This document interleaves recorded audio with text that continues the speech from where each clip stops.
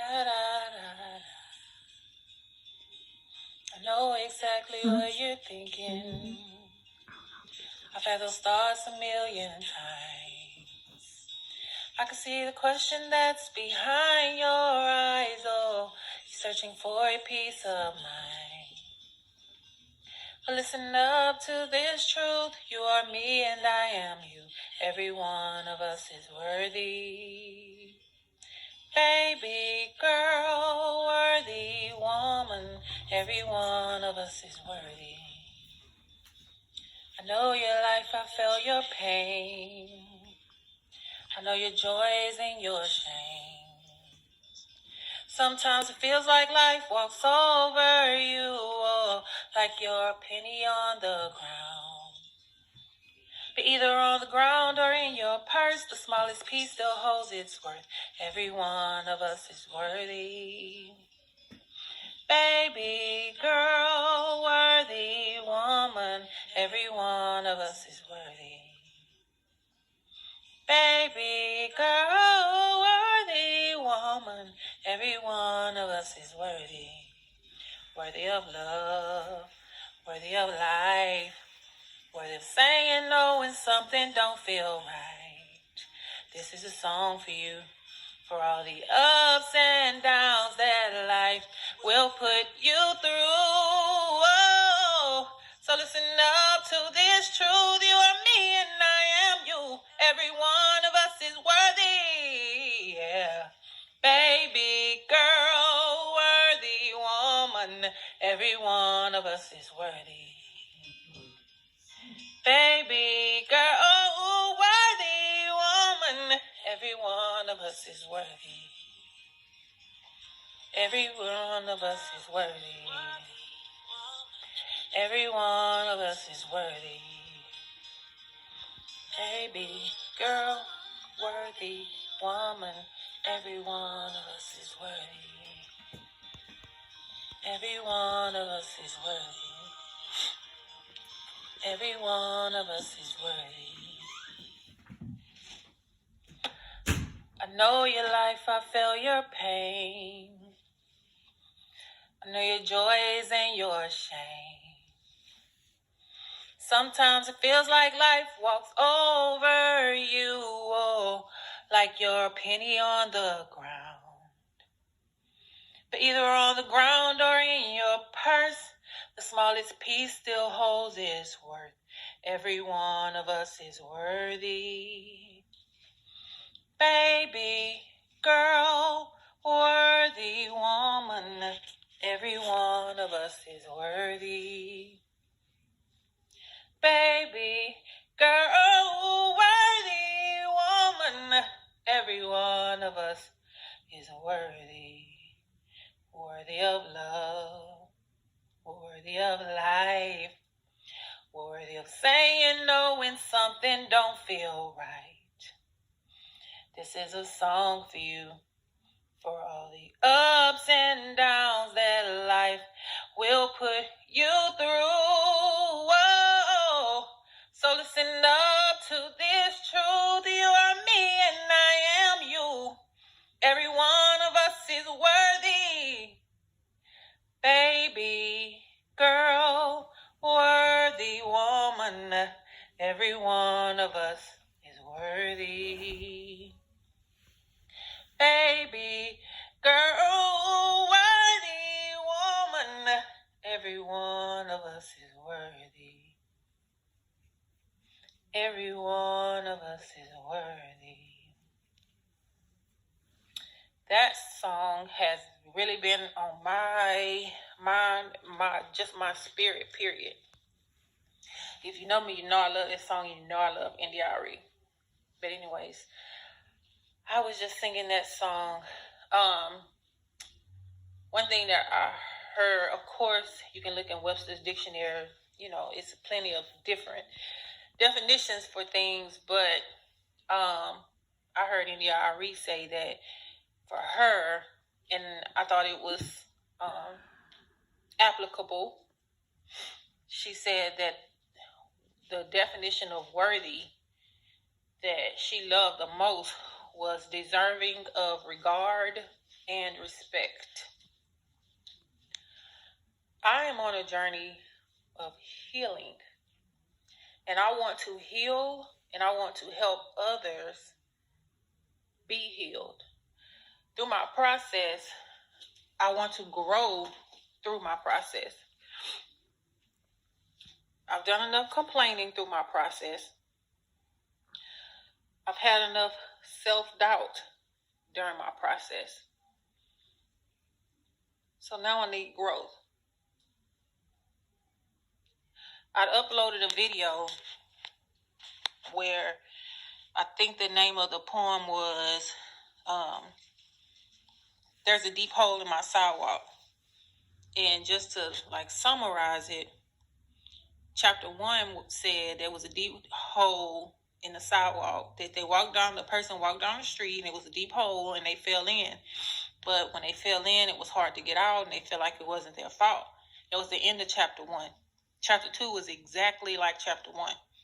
Chapter 3 was that there was a deep hole they fell in, but they knew where they were and it was easier to get out.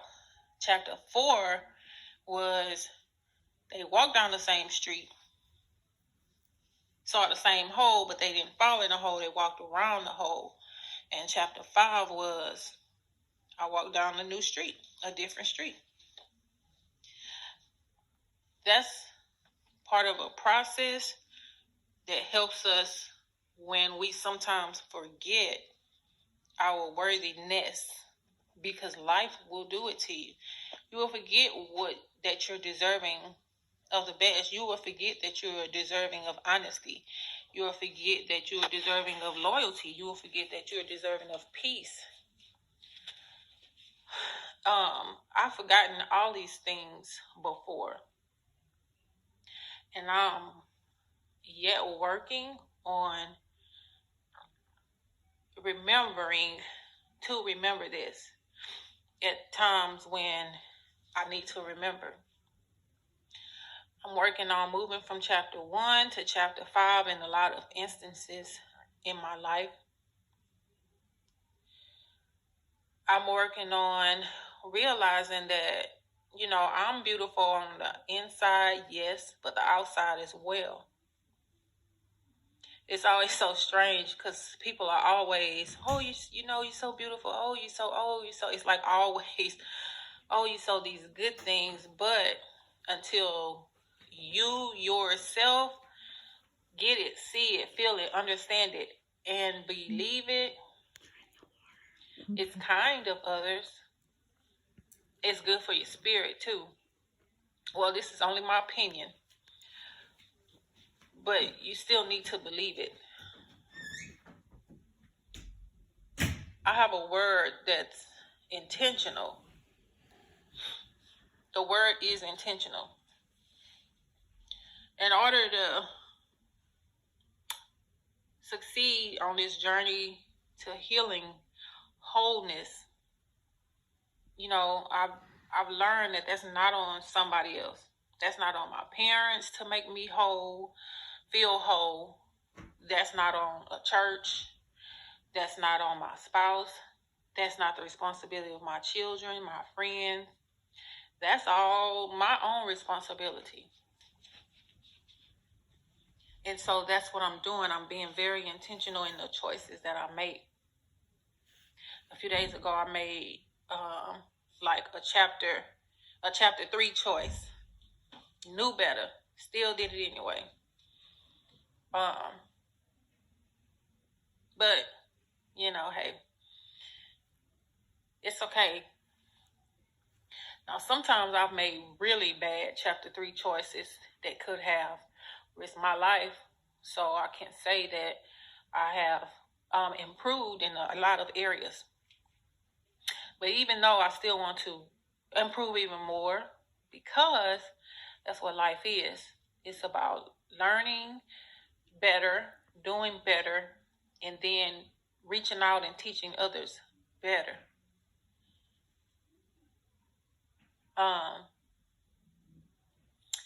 Maya Angelou, however you want to say it, she has this saying, how can a naked man offer you a shirt. That's like, because she says, if he had a shirt, he would cover himself first. And she kind of correlates that with self-love, because that's what all of this is about. It seems to me that although I'm constantly reminding myself, rather just enjoy the journey, learn from it, grow through it. I have weekdays and like anybody else, but it seems to me that, we are all born so innocent, so loving, so naive, and then life happens and it kind of like sucks it all out of you. But guess what? Life happens to everybody. Not just me, not just you, not just them. You, me, them, us, they, all of us. We can be grateful in just knowing that we're constantly getting a chance every single day, to improve and to make things better. Being intentional is one way. Self-love is one way. Being kind and nurturing towards others is another way. We need patience for that. It's being intentional. We have to live intentionally to be able to understand what it is to grow. We don't have to give blindly, but we should help others. All of these things are a part of what I think growth is. I want to see everybody reach their dreams. And sometimes you might not even know what your dream is. You might not even really understand what you want to do. I know I went from, high school, then I went to junior college, and I didn't want to get an associate's because I already knew I wanted to go. I already knew I wanted to go to the university. So I wanted a bachelor's, a 4-year degree. So I transferred to TSU, Texas Southern University. I had some of the most fun of my life. Some of the most fun. So I want my children to experience it. But, I went from there and I got married. And, when I met my husband, we kind of had like a ready-made family. And I was in my early 20s when I got married. So I've been a mommy and a wife for a while now. I'm 36. And it's a joy. It has its ups and downs, but still, it's a joy. One thing that I've learned recently, I didn't really take the time out to learn me, like just to learn Retta. I learned what I needed to do to help my kids. I tried my best to learn what I needed to do to be the best wife I could be. I tried to please my parents. And my daddy, he's so funny. He called me Pig. He always like, Pig, you don't need to be trying to please me and nobody else. You got one life to live, girl. You need to be doing some stuff that make you happy. And I did start doing that. I love to travel on vacation. I love. And cruising became one of the things that I just really love to do. But anyways, my daddy's so funny. He's got 1,000 little sayings. And he got one for everything. But anyways, I could hear him saying that, Pig, them kids all right, you drop them kids off, or I'll keep them, or whatever the case may be. That man is crazy. That man, that's the epitome of a father's love for his daughter, because he just loved me to death. I remember, and I had my first apartment, and I had a TV, and it was a big TV, and I couldn't find nobody to move it. So my daddy picked that TV up, and I don't know how he did it, but he got it up the stairs and got it inside. He was always my hero. But the way I said all that to say, the way that he has always loved me, that's the way we want our daughters, spouses, to love them unconditionally. You want them to love them even when they're upset, because I know my daughter, jeez. Hey, I got two of them. One I birthed and one I didn't, but they still both mine. And they are still, I'm going to tell you this, they are true to their signs. I have a Cancer and she's a true Cancer. I have a Scorpio and she's a true Scorpio. I mean, true to the T. Love them to death, but somebody's going to have to love them to love them. Let me say that. But anyways, this is all people, but I'm really just talking to ladies. We will get so bogged down in life that we will have completely forgotten that you need to take care of yourself. And self-care is important. Not just the outside, your makeup, your hair, your eyebrows, your eyelashes, whatever it is, that you into, your nails, whatever it is. You take care of that because that's what makes you feel good. But what about your mental capacity, like your brain, your thoughts? We got to take care of them too. One thing that I've done to help myself along and to improve in that, I've started therapy. I've also started listening to more positive things, say on the radio in the car. I started listening to podcasts instead of the music that I would normally listen to. Because any little thing that I can do to improve me, that's what I want to do. My finances, our finances. My husband does what he does to help with the finances, but I also have a part in it. I've completely stopped spending frivolously. But I had this thing, I can't afford to save because I got bills. I can't afford to save because I got bills. If you got some change in your purse, get you a little, I don't care if it's a shoebox or an old purse or a can or whatever it is. If you have change in your purse, whatever you have that's coins, at the end of the day, put it in whatever you want to put it in, and it'll add up. If you're able to, save all the files that you get or save all the individual dollar bills that you get.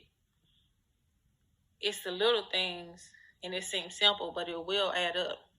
Another thing I've done is I started journaling. I started this probably about a year ago, but I've also started meditating. I'm kind of on and off with the meditation, but I need to get better. And I pray. I've stopped yelling, screaming and yelling and hollering and all that so much.